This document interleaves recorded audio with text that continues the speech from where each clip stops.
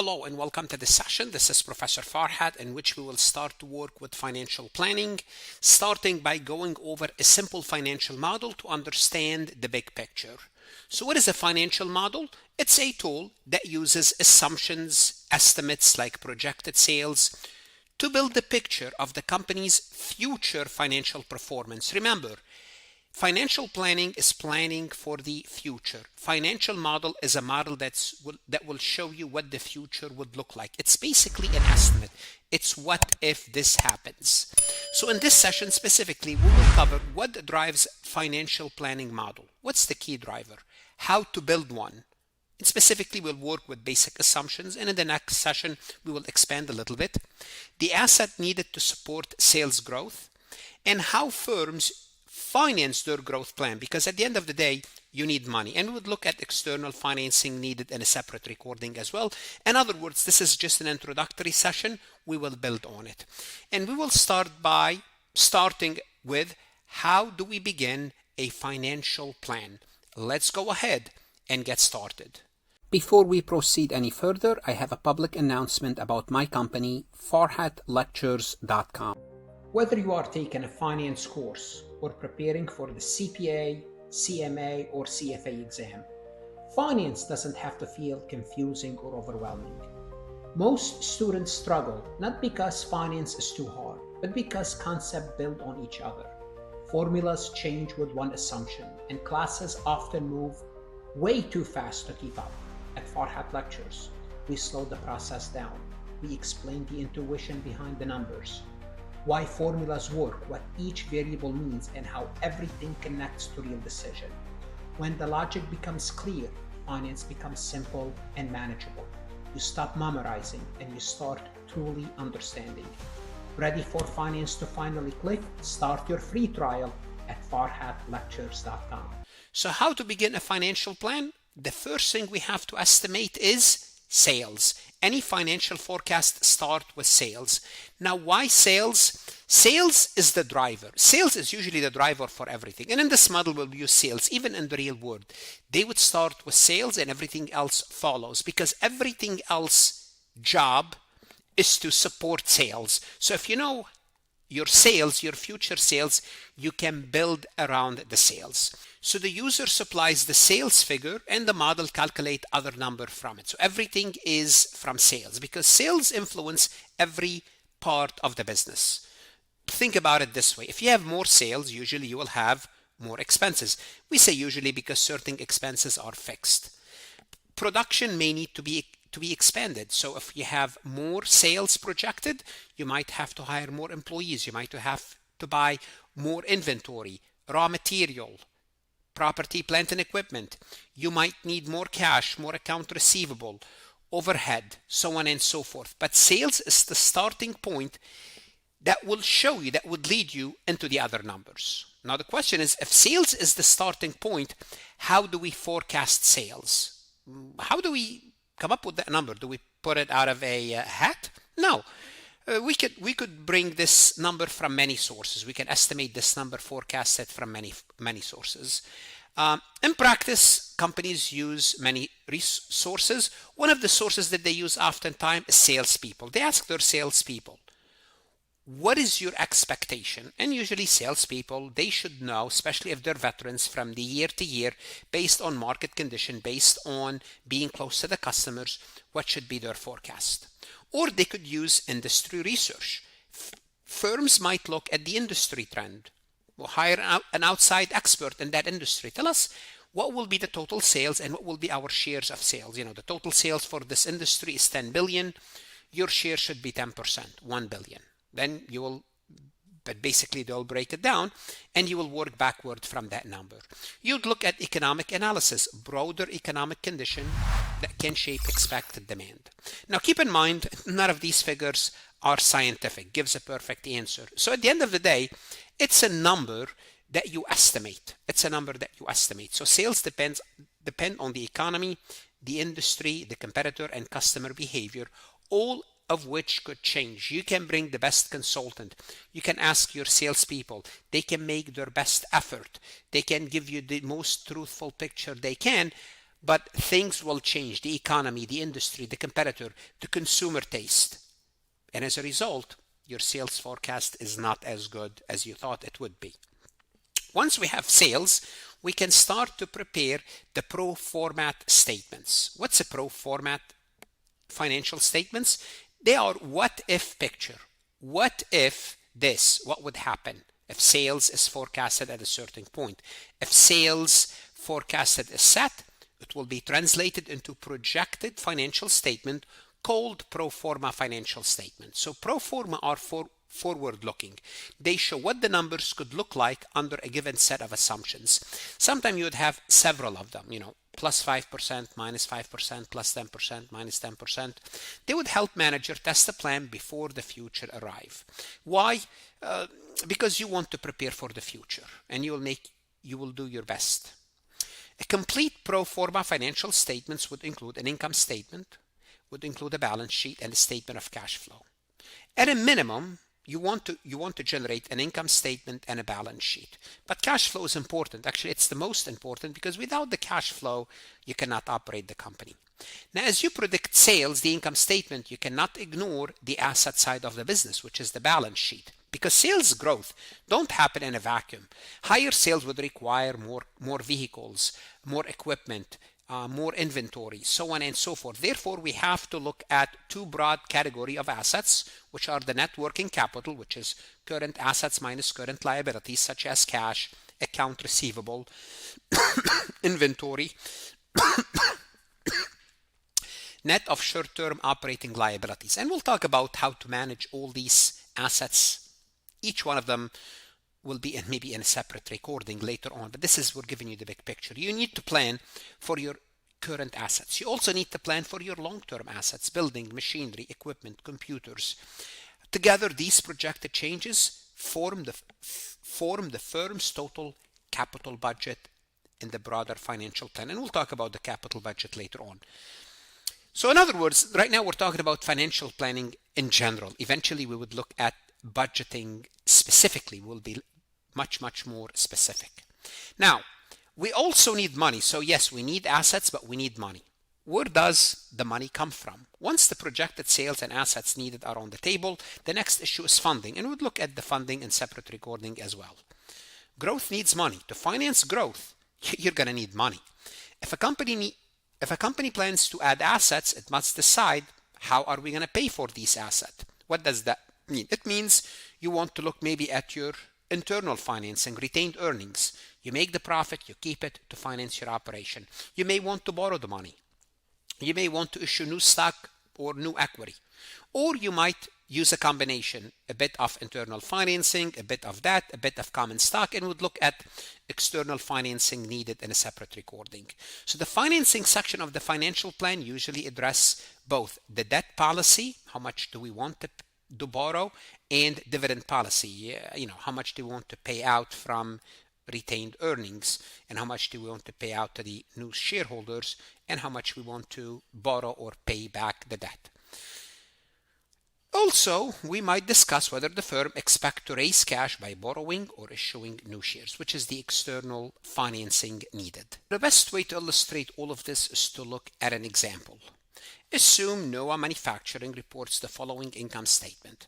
They have sales of 1,500 or 1.5 million, whatever the number, we'll say 1,500, cost is 1,200, net income is 300. Where did we get this information from? We're going to assume this was the prior year, just for the sake of simplicity.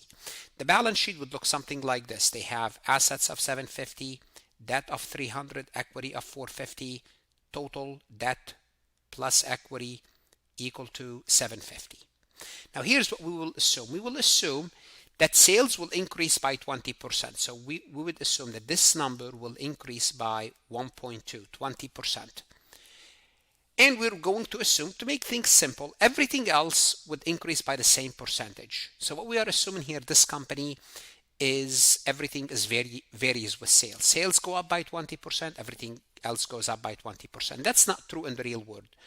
Some costs might go up in proportion with sales. Some costs may not go up by proportion with sales. They might go higher, or some costs might stay the same. So, but for simplicity, we will assume everything else grows by 20%. So here, if sales, the next forecasted sales is 1,800, which is 1,500 times 1.2, and the projected cost 1,200 times 1.2 equal 1,440. You're saying why not 0.2? Why 1.2? Because if you did only 0.2, you're going to get the answer. Then you're going to get the 240 and add it back to 1,200. But if you multiply it by 1.2, it's basically taking the original and adding the 20% to it. Now we can prepare a projected or pro forma income statement. The pro forma income statement is 1,800, cost 1,440, and profit is 360. So this figure is a projected profit of 360. Are we done yet? No. We have to also project the balance sheet.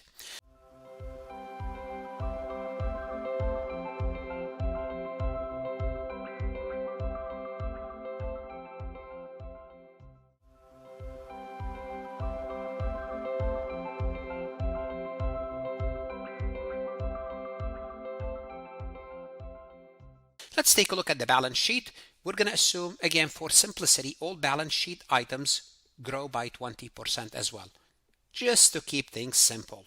Therefore, we're going to take the asset multiplied by 1.2, debt multiplied by 1.2, equity multiplied by 1.2.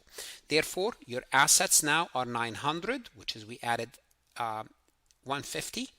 The debt we added 60, and equity we added 90, a total of 900. Now total assets is 900, total equity is 900.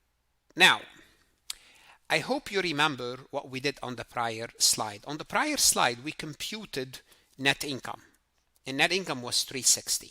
Now we have to understand from basic accounting, this net income of 360, where does it go? It goes into equity. Income goes into retained earnings. Retained earnings is part of equity. Hold on a second. How can I add 360 to equity? And the answer is only 540. It looks like only increased equity by 90. That does not make any sense. Well, here's what we have to do. We have to kind of work backward, reconcile net income and equity. Okay, from the income statement, net income is 360. From the balance sheet, equity increased by $90 from 450 to 540. The difference is how much? 270. The difference is 270. Because this does not make any sense. If net income increased by 360, equity should increase by, you guessed it, 360. Unless what? Unless, you remember when we were looking over the material, we said clearly that part of the planning is to determine your dividend policy and debt policy. So one thing is we paid out dividend. What does that mean? It means the firm distributed 270. What does that mean? It means you made 360 in net income, of which you paid 270 in dividend, and the remaining is the $90 that stayed and increased equity. So that's one assumption. Equity increased only by 90. The balance sheet remained unchanged. Dividend act as a plug. So here what we said, we're saying we paid dividend for that 270. This is what happened to the 360. 270 went out in dividend. Well, how about if we don't pay it out in dividend? Because this is an assumption. Let's assume no, we're not going to pay dividend. So what would happen if we are not going to pay dividend? If we're not going to pay dividend, it means this number is going to be plus 360. Because we're going to keep everything. So let's now take a look at if we don't pay dividend. Case 2 is no dividend. So retained earning increased by 360 in total. It means we are keeping all the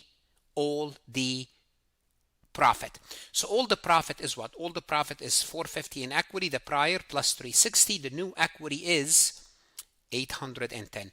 Now we have to figure out if this is 810, well, things has to balance. Assets must remain balanced.